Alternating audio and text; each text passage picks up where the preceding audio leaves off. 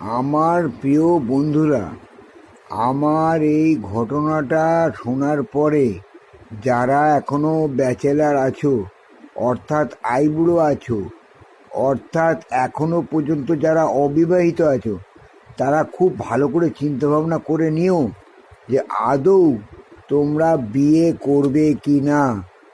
পরিস্থিতিটা এই রকম: তুমি যখন কোনো প্রেমে পড়বে, অর্থাৎ বিয়ের আগে, তুমি তার কাছে হবে হিরো নাম্বার ওয়ান, আর বিয়ের পরে তুমি তার কাছে হবে কুলি নাম্বার ওয়ান।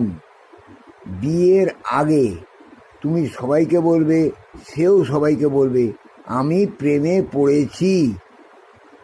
বিয়ের পরে তুমিও যা বলবে ও তাই বলবে, হায় রে আমি এ কী করেছি। বিয়ের আগে তোমার লাভার তোমাকে বলবে, জানে মন, এক্ষুনি যেও না, একটু থেকে যাও। বিয়ের পরে তোমাকে তোমার লাভার এবং তুমি নিজেও বলবে, প্লিজ আমার জানটা তুমি আর খেও না। বিয়ের আগে তোমার লাভার তোমাকে বলবে, জানু কিছু তো বলো, চুপ করে আছো কেন।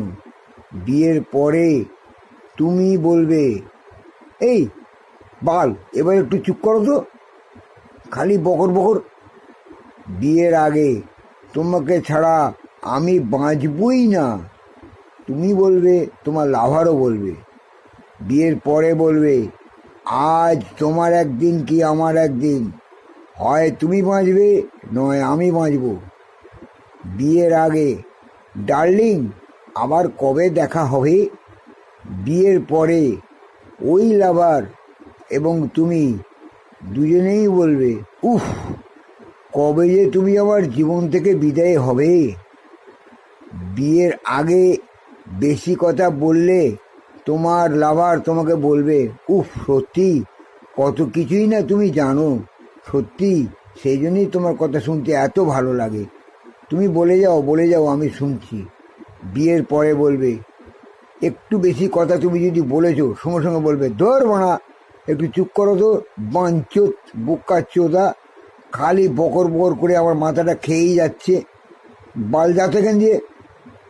তাহলে বুঝতে পারছো কতটা তফাৎ হবে তোমার বিয়ের পরে। তাহলে তুমি এবার চিন্তা ভাবনা করে দেখো, তুমি বিয়ে করবে কিভাবে, কী চিন্তাধারা নিয়ে, কিভাবে। যদি তোমার জীবনে এইরকম ঘটে তাহলে খুব দুঃখজনক ব্যাপার হবে।